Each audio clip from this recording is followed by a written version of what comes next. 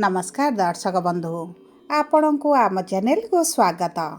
पवित्र बिछा संक्रांति एवं मार्गशीर मासर अमावास्या उपलक्षे आपण को अनेक अनेक शुभेच्छा और शुभकामना। एही मासर 16 तारिख दिन बिछा संक्रांति पड़ापी जाऊँगी एवं देखंतु समस्त तुला राशि व्यक्ति माने गत गोटे मास हेब आपण बहुत मानसिक चिंता भितर गति करुछंती। अर्थ बहुत अधिक आपणकर खर्च मध्य हो जाउछि।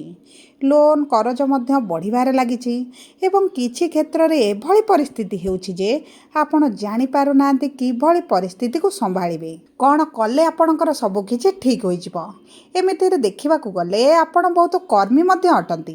काम करबाकू परिश्रम करबाकू आपण केबे डरंती नाही, किंतु देखंतु किछि अर्थर समस्या केवल अर्थ रे ही समाधान करा जाए। सेथिपाई डरिबार चिंता करिबार कोनोसी आवश्यकता नाही, कारण एही नवेम्बर मास बिछा संक्रांति परठारु ईश्वरंक कृपारु ग्रहमानक स्थिति रे एपरि परिवर्तन हेबो जे आपणकर राजा भली स्थिति आरंभ होई जिवो।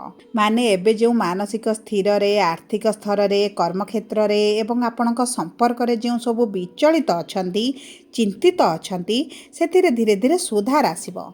सेथिपाई आपण आम सह शेष पर्यंत जोड़ी होई रुहंतु एवं संपूर्ण एवं सठिक तथ्य एही वीडियो माध्यम रे आपण जानतु।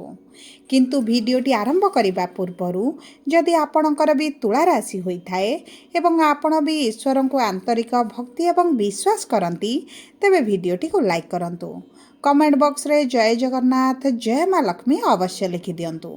ता सहित आम सह जोगाजोग करिबा पई वीडियोर मध्य भाग रे एक व्हाट्सएप नंबर टिए दिया जाइछि, जो नंबर सहायता रे आपण आम सह जोगाजोग करी निजर नूतन कुंडली प्रस्तुत करि परिबे, कुंडली विश्लेषण कराई परिबे, किंबा आपणकर चाकरी, विवाह, व्यवसाय, प्रेम संपर्क को नहीं किछि समस्या रही ताहार सहजरे एवं स्वल्प मूल्य रे समाधान करि परिबे।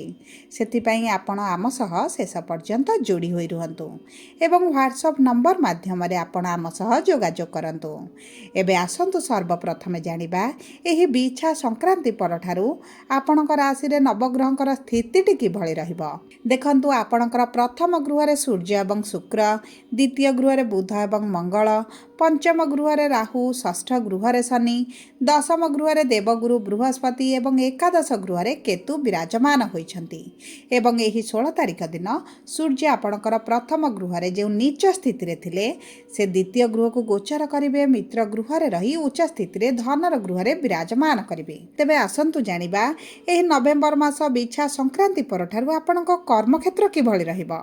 देखंतु आपणक कर्मक्षेत्र रो स्वामी हेउछंती चंद्र।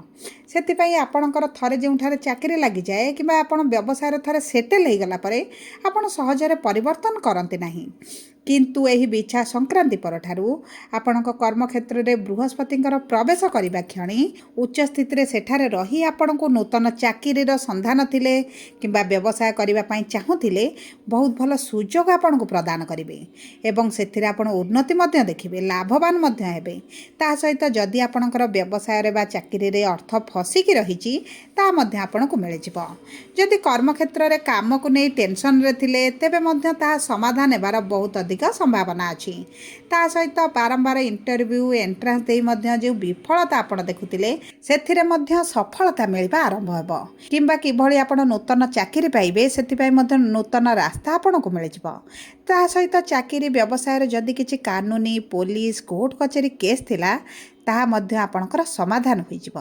देखंतु एही नवेम्बर 16 तारिख परे प्रमोशन रो मध्य जोग बनुछि। उच्च अधिकारी सहित जो मतभेद हेउथिला सेतिरे मध्य धीरे धीरे सुधार आसीबो। ता सहित जो माने विदेश रे चाकरी करिबा पई चाहुथिले सेथिपाई मध्य भल जोग बनुछि। जो माने शेयर मार्केट, लॉटरी संपर्कित किछि कार्य करूछंती सेतिरे मध्य आपण मानकु सफलता प्राप्ति हेबो। ता सहित देखंतु सूर्य जेहेतु आपणकर प्रथम गृह छाड़ी आपणकर द्वितीय गृह को गोचर करिवे एवं जो नीच स्थिति रे रही आपणकर सप्तम गृह को दृष्टि देई पार्टनरशिप कार्य रे आपणकर आशा अनुଯାୟୀ फल मिलु नथिला, आपणको लाभ हेउ नथिला, आपणको क्षति हला भली लागुथिला। ता सहित आपणको पार्टनरशिप संपर्क रे मध्य आपणकर जो मतभेद आसुथिला, उभयंकर कथा मिसु नथिला, सेही भली परिस्थिति जो चलीथिला सेथिरे बड़ सुधार आपण देखिबे।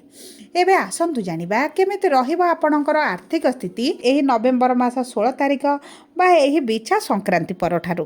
ଦେଖନ୍ତୁ ଆପଣଙ୍କ ଧନର ସ୍ୱାମୀ ହେଉଛନ୍ତି ସୂର୍ଯ୍ୟ ଏବଂ ସୂର୍ଯ୍ୟ ଆପଣଙ୍କର ଦ୍ୱିତୀୟ ଗୃହରେ ଏବଂ ତାଙ୍କ ଗୃହରେ ବିରାଜମାନ କରିବେ ଏବଂ ଆପଣଙ୍କର ଧନର ଗୃହରେ ବିରାଜମାନ କରି ଆପଣଙ୍କ ଆର୍ଥିକ ସ୍ଥିତିରେ ବଡ଼ ପରିବର୍ତ୍ତନ ଆଣିବେ।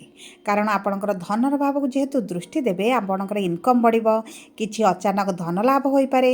ଯଦି ଲୋନ୍ ଋଣରେ ଥିଲେ ତାହା ମଧ୍ୟ ଆପଣ ପରିଶୋଧ କରିପାରିବେ ଏବଂ ତା ସହିତ ଆପଣଙ୍କର ସାଙ୍ଗସାଥି ସରକାର ଯେଉଁଠି ବି ଫସିକି ରହିଛି ଧନ ତାହା ଆପଣଙ୍କୁ ମିଳିଯିବ। ତା ସହିତ ଯଦି ଆପଣ କିଛି ପ୍ରପର୍ଟି ବିକ୍ରି କରିବାକୁ ଚାହୁଁଥିଲେ ତାହା ମଧ୍ୟ ଆପଣଙ୍କର ହୋଇଯିବ ଏବଂ ଆପଣଙ୍କର ମାତା ପିତା ଜୀବନସାଥୀଙ୍କର ସପୋର୍ଟ ଆପଣଙ୍କୁ ବହୁତ ଅଧିକ ମିଳିବ। ଆର୍ଥିକ କ୍ଷେତ୍ରରେ ଆପଣଙ୍କୁ ବହୁତ ଅଧିକ ସାହାଯ୍ୟ କରିବେ। କିନ୍ତୁ ଦେଖନ୍ତୁ ସୂର୍ଯ୍ୟ ଯେହେତୁ ଆପଣଙ୍କର ନୀଚ ସ୍ଥିତିରେ ଥିଲେ ଏହିଭଳି ପରିବର୍ତ୍ତନ ଆପଣଙ୍କୁ ଏତେଟା ଲାଗୁନଥିଲା। କିନ୍ତୁ ଯଦି ଆପଣଙ୍କ କୁଣ୍ଡଳୀରେ ସୂର୍ଯ୍ୟ ଉଚ୍ଚ ଅଛନ୍ତି ଏହି ସମୟଟି ଆପଣଙ୍କ ପାଇଁ ଗୋଲ୍ଡେନ୍ ଟାଇମ୍ ନେଇ ଆସିଛି, ବିଶେଷ ଭାବରେ ଆପଣଙ୍କର ଆର୍ଥିକ ସ୍ଥିତି ପାଇଁ। ଏବେ ଆସନ୍ତୁ ଜାଣିବା କେମିତି ରହିବା ଆପଣଙ୍କ ବୈବାହିକ ଜୀବନ ବିବାହର ଯୋଗ ଏହି ନଭେମ୍ବର ମାସ 16 ତାରିଖ ବା ବିଛା ସଂକ୍ରାନ୍ତି ପରଠାରୁ।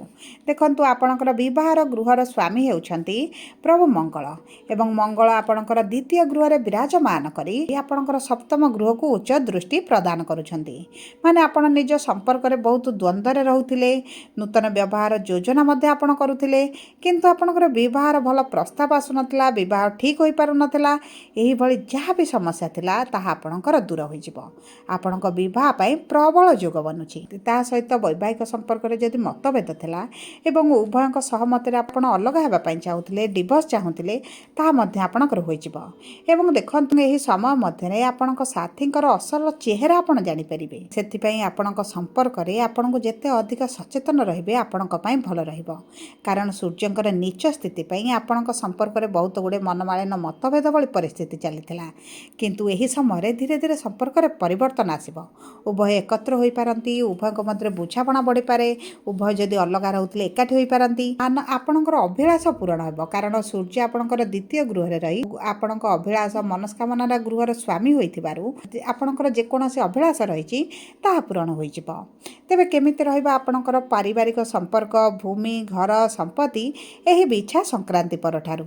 ଦେଖନ୍ତୁ ଆପଣଙ୍କର ରାଶିରେ ଭୂମି, ଘର, ସମ୍ପତ୍ତିର ସ୍ୱାମୀ ହେଉଛନ୍ତି ଶନିଦେବ। ଏହି ମାସରେ ଭୂମି, ଘର, ବାହନର ସୁଖ ଆପଣଙ୍କୁ ପ୍ରାପ୍ତି ହେବ ଏବଂ ତା ସହିତ ମାତାଙ୍କ ସ୍ୱାସ୍ଥ୍ୟରେ ମଧ୍ୟ ବଡ଼ ପରିବର୍ତ୍ତନ ଆସିବ। ପିତାଙ୍କ ଠାରୁ ଆପଣ ଧନ ସମ୍ପତ୍ତି ପ୍ରାପ୍ତ କରିବେ। ନୂତନ ଗୃହ ପ୍ରବେଶ ମଧ୍ୟ ଆପଣ କରିପାରନ୍ତି।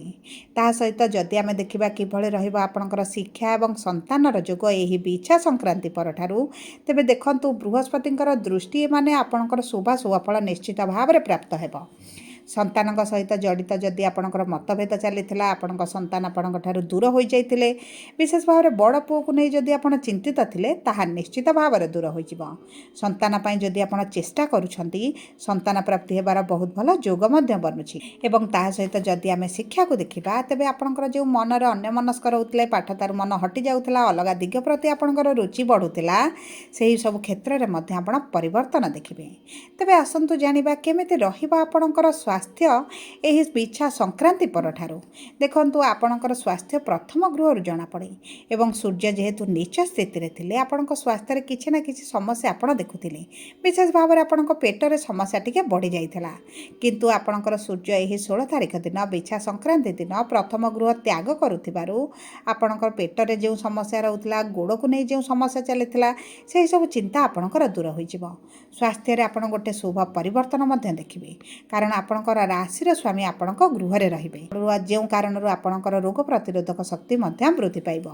ତେବେ ଆସନ୍ତୁ ଜାଣିବା କ'ଣ ରହିଛି ସହଜ ଉପାୟ ଯାହା ଆପଣଙ୍କର ଶୁଭ ଫଳକୁ ଦ୍ୱିଗୁଣିତ କରିବ। ଦେଖନ୍ତୁ ପ୍ରତିଦିନ ସକାଳ ଏବଂ ସନ୍ଧ୍ୟା ସମୟରେ ଦୁର୍ଗା ଚାଳିଶା ପାଠ କରନ୍ତୁ ଏବଂ ପ୍ରତିଦିନ 5 ଥର ଗାୟତ୍ରୀ ମନ୍ତ୍ର ଜପ କରନ୍ତୁ। ହଳଦିଆ ଚନ୍ଦନ ପ୍ରତିଦିନ ମଥାରେ ଲଗାନ୍ତୁ। ଚେଷ୍ଟା କରନ୍ତୁ ଅଟାର ହାଲୁଆ ବନାଇ ମହାଦେବଙ୍କ ପାଖରେ ଭୋଗ କରିବା ପାଇଁ। ଏହା ଆପଣଙ୍କ ଜୀବନକୁ ବଦଳାଇ ଦେବ। ଯଦି ଆପଣଙ୍କର ତୁଳା ରାଶି ହୋଇଥାଏ ତେବେ ଭିଡ଼ିଓଟି କିଭଳି ଲାଗିଲା କମେଣ୍ଟ ବକ୍ସରେ ଲେଖି ଜଣାନ୍ତୁ। ଯଦି ଆପଣଙ୍କ ପ୍ରିୟଜନଙ୍କର ତୁଳା ରାଶି ହୋଇଥାଏ ଭିଡ଼ିଓଟି ତାଙ୍କ ସହ ସେୟାର କରନ୍ତୁ। ଯଦି ପ୍ରଥମ ଥର ଆମ ଚ୍ୟାନେଲକୁ ଆସିଛନ୍ତି ଚ୍ୟାନେଲଟିକୁ ସବସ୍କ୍ରାଇବ୍ କରନ୍ତୁ। ପାଖରେ ଥିବା ବେଲ୍ ଆଇକନ୍କୁ ପ୍ରେସ୍ କରନ୍ତୁ। ଧନ୍ୟବାଦ।